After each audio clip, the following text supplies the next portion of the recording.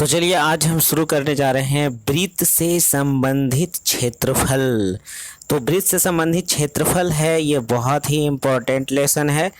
और इस लेसन को जानने के पहले जो है वृत्त में जो है कुछ विशेष प्रकार के जो इसके फार्मूले हैं, परिभाषा है, तो इसके बारे में हम सबसे पहले जान लेंगे। तो आइए हम सबसे पहले शुरू करते हैं क्या। तो वृत्त से संबंधित मुख्य परिभाषिक शब्द, सबसे पहले हम यहाँ पर सर्किल का ही परिभाषा पढ़ें कि सर्किल है क्या, यानी वृत्त है क्या। तो वृत्त क्या है? बिंदुओं का समुच्चय है। तो समुच्चय का मतलब हम लोग समझते हैं, समुच्चय का मतलब होता है समूह। समुच्चय का मतलब समूह, बिंदुओं का एक ऐसा समूह, बिंदुओं का एक ऐसा समूह, ठीक है, जिसमें जो है इस प्रकार जैसे चित्र में आप देख रहे हैं, इसमें जो बहुत सारे इस प्रकार से बिंदु रहते हैं किनारे पर, इसका बहुत सारा बिंदु इसमें पाया जाता है। तो बिंदुओं का एक ऐसा समूह जिसके आंतरिक हिस्सा में एक ऐसा बिंदु जिसे सभी बिंदुओं की दूरी बराबर हो, उसे हम क्या कहते हैं? तो वृत्त कहेंगे। या तो सिंपल सा डिफिनेशन हम यहाँ पहले से ही लिखे हैं, बिंदुओं के समुच्चय को वृत्त कहते हैं जिसमें एक निश्चित बिंदु से सभी बिंदुओं की दूरी समान होती है ना। देखिए इसके अंदर एक निश्चित बिंदु है जिससे सब बिंदु की दूरी यहाँ से हम लेंगे तो सब बिंदु की दूरी आपस में क्या होगी? समान होगी, ठीक है। तो इस प्रकार इसे जो है हम कहेंगे वृत्त कहते हैं। अब देखिए क्या है कि वृत्त में क्या क्या पाए जाते हैं। तो वृत्त में पाया जाता है एक, इसके आंतरिक हिस्सा में एक बिंदु होता है, एक केंद्र होता है, इसके चारों तरफ जो इस प्रकार सा किनारा है ये परिधि एक होता है, और यहाँ पर देखिए ओ पी जो है यानी केंद्र से परिधि तक की दूरी जो है इसमें एक त्रिज्या होता है, और यह देखिए ये ए बी जो है इसमें एक जीवा होता है, और एम एन जो है इसमें एक व्यास होता है, और भी इसमें होते हैं त्रिज्यखंड होते हैं, वृत्तखंड होते हैं। तो वो सभी जो है हम वारी वारी से डिफिनेशन के साथ हम पढ़ते चले जाएंगे, है ना। कहता है केंद्र किसे कहेंगे, यानी वृत्त का केंद्र हम किसे कहेंगे? तो वृत्त का केंद्र कहेंगे किसे, यानी सेंटर हम किसे कहेंगे? तो वृत्त के मध्य में एक ऐसा बिंदु, यानी वृत्त के मध्य में देखिए यहाँ पर एक ऐसा बिंदु जिससे वृत्त पर स्थित सभी बिंदुओं की दूरी समान हो। जिससे वृत्त पर यहाँ जो है ढेर सारा बिंदु स्थित है, ये सभी बिंदुओं की दूरी आपस में क्या हो?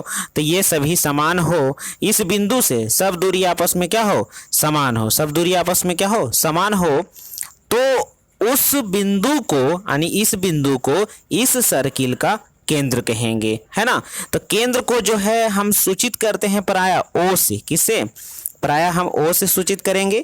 यह वृत्त के ठीक बीचों बीच में स्थित होता है, यानी केंद्र जो होता है एकदम वृत्त के एकदम बीच में स्थित होता है ना, एकदम बीच में स्थित होता है। इसी को हम क्या कहते हैं? केंद्र कहते हैं। अगला पॉइंट है पॉइंट नंबर तीसरा, परिधि, यानी कि सर्कमफेरेंस किसे कहेंगे? परिधि हम किसे कहेंगे? तो इसके नाम से ही लग रहा है परिधि। परि का मतलब चारों ओर, अधि का मतलब घूमना। तो कहता है वृत्त के किनारा को परिधि कहते हैं। तो देखिए ये सर्किल है, और सर्किल का ये जो है किनारा भाग है। कौन सा भाग है? ये किनारा भाग है। तो यही हमारा कहलाता है परिधि। इसे जो है संकेत में हम सी द्वारा सूचित करते हैं। यह वृत्त का बिंदु पथ होता है। तो वृत्त का देखिए बिंदु पथ ये परिधि पर ही है कि नहीं है, है ना। वृत्त का ये बिंदु पथ होता है। दूसरा है परिधि पर अनंत बिंदु पाए जाते हैं, यानी इस पथ पर जो है अनंत बिंदु पाए जाते हैं। एक किनारा पर जो है क्या है? अनंत बिंदु पाया जाता है। क्लियर है यहाँ पर? तो अगला है हमारा त्रिज्या। त्रिज्या को हम इंग्लिश में रेडियस कहते हैं। तो रेडियस हम किसे कहेंगे? तो पहले देखिए चित्र में देखिए, यहाँ पर केंद्र है और ये परिधि है। तो केंद्र से परिधि तक मिलाने वाली रेखाखंड को हम क्या कहेंगे? तो इसे हम कहेंगे रेडियस। इसे छोटी आर द्वारा सूचित किया जाता है, या बड़े वृत्तों में लिया जाए तो बड़ी आर के द्वारा सूचित करेंगे। यहाँ पर ओ और ए जो है क्या है? आर है, यानी त्रिज्या है। इसकी संख्या जो है अनंत होती है, ढेर सारी त्रिज्याएं होती है। नहीं, किसी भी सर्किल में देखा जाए तो त्रिज्याओं की संख्या जो होगी अनंत होगी। बड़ा त्रिज्या तो ढेर सारा त्रिज्या हो जाएगा। किसी वृत्त के लिए सभी त्रिज्याएं बराबर होती है, और हाँ यदि किसी इस वृत्त में अगर हम त्रिज्या खींच रहे हैं तो सभी त्रिज्या आपस में क्या होगी? बराबर होगी। इन्हें की जो है यहाँ पर एक त्रिज्या बड़ी तो एक त्रिज्या छोटी होगी। इस प्रकार की संभावनाएं जो है रेडियस में नहीं होती है। क्लियर है? अगला पॉइंट है जीवा। जीवा यानी कॉर्ड किसे कहेंगे? तो कहता है वृत्त के परिधि पर स्थित किन्हीं दो बिंदुओं को मिलाने वाली रेखाखंड को जीवा कहते हैं। तो ये देखिए वृत्त के परिधि पर एक बिंदु यहाँ है, एक बिंदु यहाँ है, ये दोनों बिंदु को जो रेखाखंड मिलाएगी इसी रेखाखंड को हम कहते हैं जीवा कहते हैं, है ना। किसी भी वृत्त में सभी जीवाएं समान नहीं होती है। यदि यहाँ पर एक हम छोटा सा एक सर्किल ले लें तो एक जीवा ऐसे हो सकता है, तो एक जीवा ऐसे हो सकता है, एक जीवा हम इस प्रकार खींच सकते हैं, तो ऐसे खींच सकते हैं, इस प्रकार खींच सकते हैं, ऐसे खींच सकते हैं, यानी सभी जीवाएं समान होती नहीं है। ये देखिए ये छोटा जीवा है तो ये बड़ा जीवा है। दूसरा पॉइंट है जीवा के द्वारा वृत्त खंड का निर्माण होता है। किस खंड का निर्माण होता है?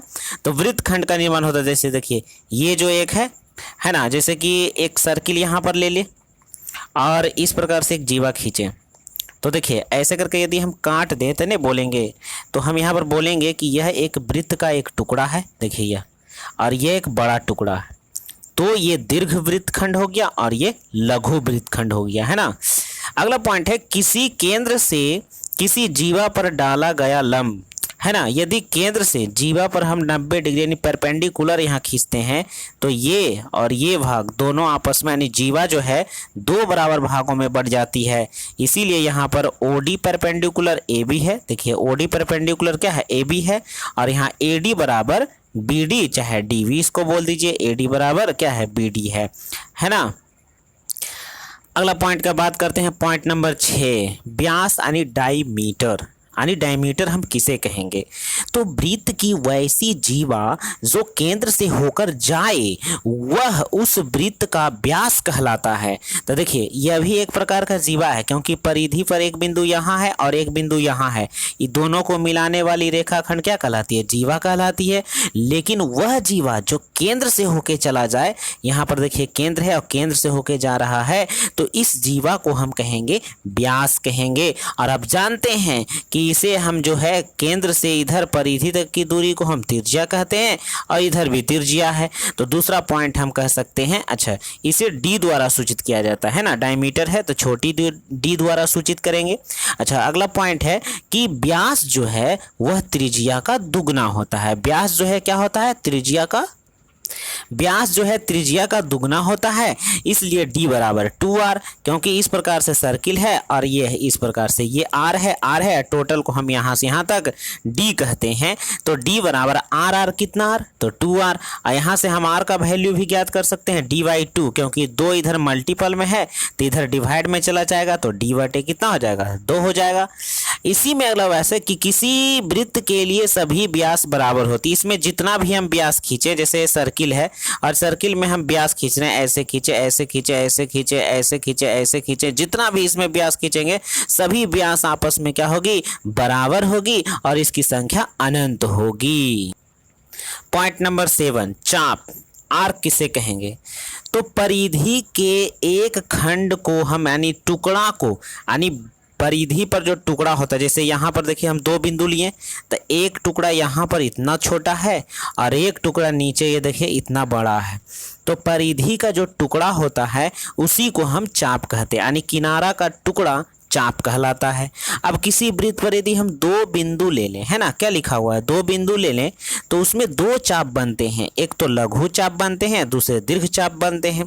तो अगर लघु चाप को यहाँ इंडिकेट किए हैं, यहाँ ए बी दिए हैं, तो ए बी अर्थात बी से ए की ओर आ रहा है, तो आप इसमें तीर को इस प्रकार इंडिकेट कर सकते हैं। ए से बी की ओर जा रहा है, देखिए इधर, तो आप इसको इस प्रकार से इंडिकेट कर सकते हैं। तो ये हमारा दीर्घ चाप हो गया और ये हमारा लघु चाप हो गया। अगला पॉइंट है हमारा त्रिज्यखंड, है ना, सेक्टर, त्रिज्यखंड। त्रिज्यखंड किसे कहेंगे? तो त्रिज्यखंड कहेंगे किसे? किसी वृत्त का वह भाग जो 2 त्रिज्या तथा उसके संगत चाप से घिरा हो, यानी किसी वृत्त का वह भाग, देखिए यह त्रिज्या है और यह भी क्या है? त्रिज्या है, और इसके संगत चाप क्या है? तो ये ए बी हैं, यानी वृत्त का, और इसके लिए संगत चाप ये भी है, ये देखिए दीर्घखंड के लिए है, यानी दीर्घ त्रिज्यखंड के लिए ऊपर चाप है और लघु त्रिज्यखंड त्रिज्यखंड के लिए नीचे चाप है। तो कहता है कि जब हम त्रिज्यखंड काटते हैं तो दो त्रिज्याओं के द्वारा उसके संगत चाप के द्वारा दो त्रिज्यखंड का निर्माण होता है। छोटे वाले को हम लघु त्रिज्यखंड कहते हैं और बड़े वाले को हम दीर्घ त्रिज्यखंड कहते हैं। तो इस प्रकार से त्रिज्यखंड का निर्माण होता है। तो त्रिज्याओं के द्वारा त्रिज्यखंड, और वहां पर इसके पहले पढ़ रहे थे जीवा के द्वारा वृत्तखंड। यह ऑब्जेक्टिव प्रश्न में भी आता है। अगला जो है, अगला पॉइंट हमारा है वृत्तखंड। वृत्तखंड यानी सेगमेंट ऑफ ए सर्किल।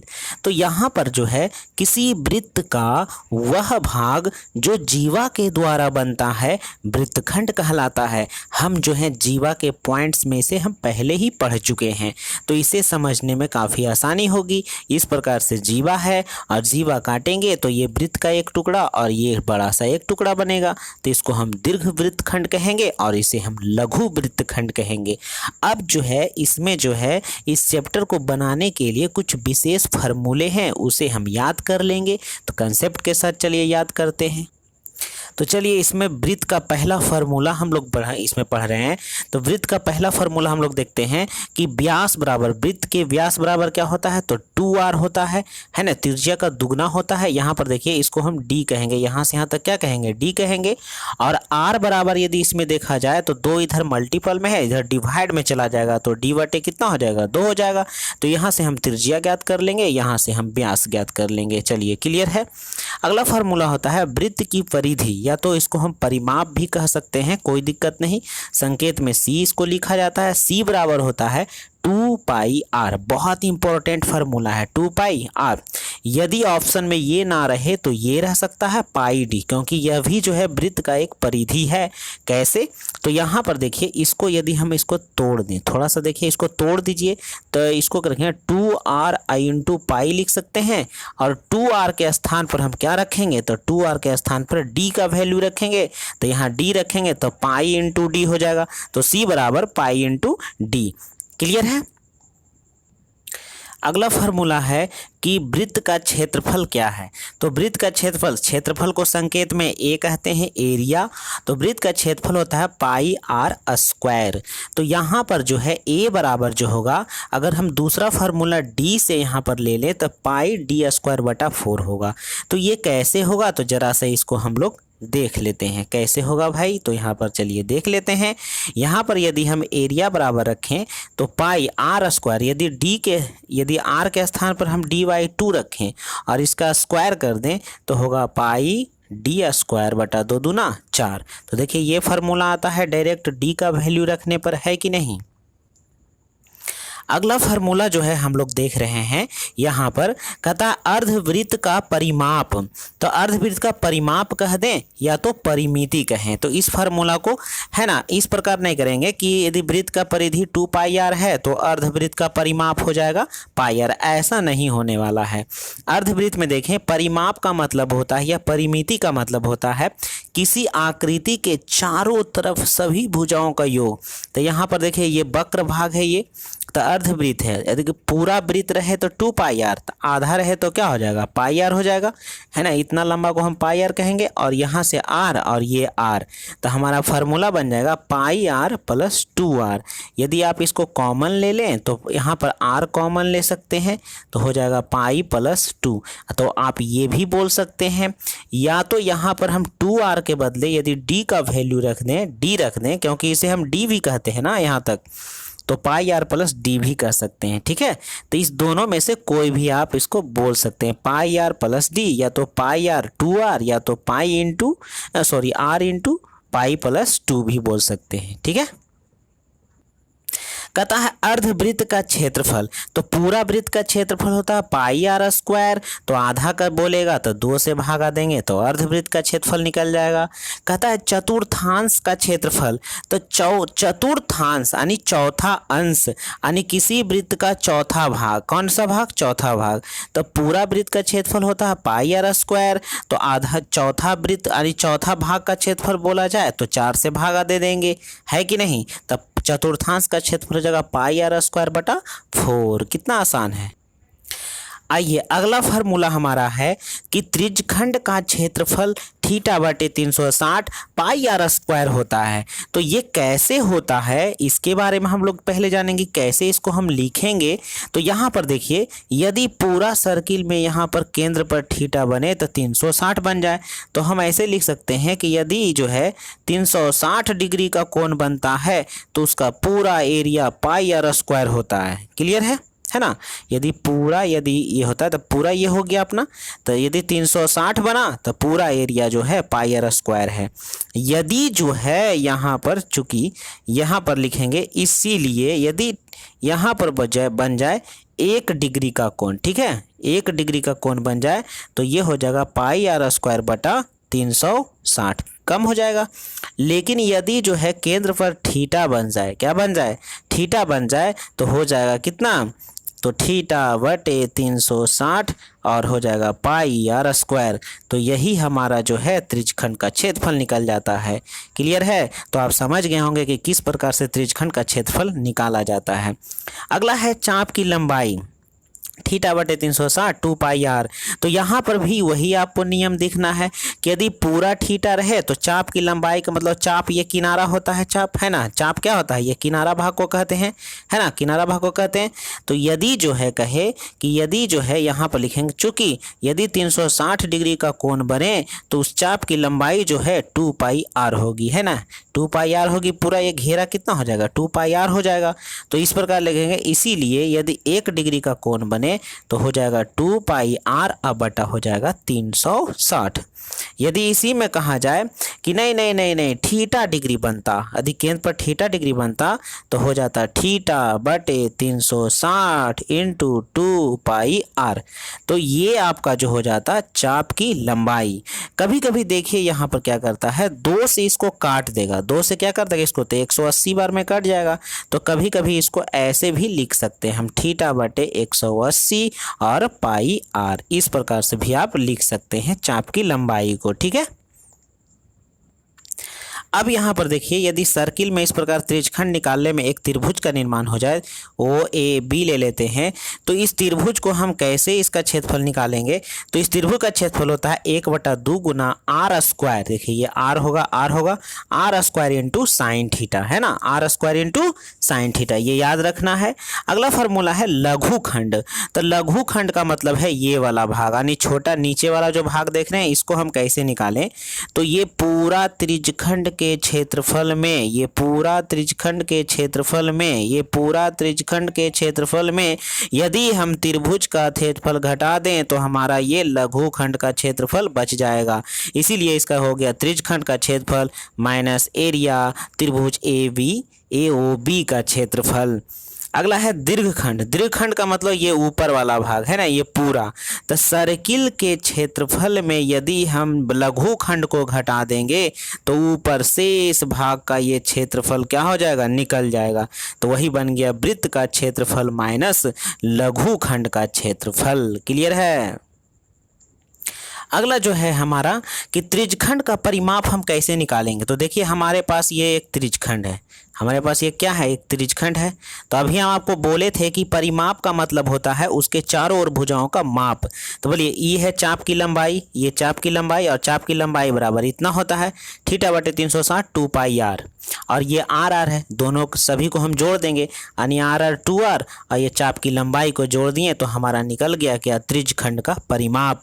तो त्रिज्यखंड का क्षेत्रफल यहाँ पर एक नया फार्मूला हम आपको लिखे हैं 1/2 इंटू चाप की लंबाई इंटू त्रिज्या। तो इस प्रकार जो है हम यहाँ पर जितने भी इसमें फार्मूला उपयोग होने वाला है सभी का इसमें जो है हम अच्छा से समझाकर मैंने बताया है। तो इसका उपयोग जो है हम पार्ट 2 में करेंगे, यानी लेसन में करेंगे 12.1 में, है ना। NCERT बुक को ही हम फॉलो करेंगे अभी। तो यहाँ पर जो है एक पॉइंट और है, पाई का मान जब भी लेना है तो 22/7 लेना है, या दशमलव में लेना है तो 3.14 लेना है, क्योंकि पाई जो है इसका वैल्यू 0.4 अंकों तक कौन निकाला था, तो आर्यभट्ट, हमारे भारत के महान गणितज्ञ निकाले थे। तो यहाँ पर जो है आप जो पाई का वैल्यू ये दोनों आप याद रखेंगे, ये प्रश्न में आपको दिए रहेंगे, नहीं तो आपको याद रखना है ना। और पाई का डिफिनेशन होता है क्या, तो वृत्त की परिधि यानी 2πr, और नीचे जो है वृत्त का व्यास दिया रहे तो इसको हम पाई कहेंगे। देखिए 2r से 2r ये कैंसिल, तो देखिए पाई है बराबर कि नहीं, ये पाई का डिफिनेशन होता है। क्लियर है? तो हम अब जो है पार्ट 2 में अब मिलेंगे। Thank you.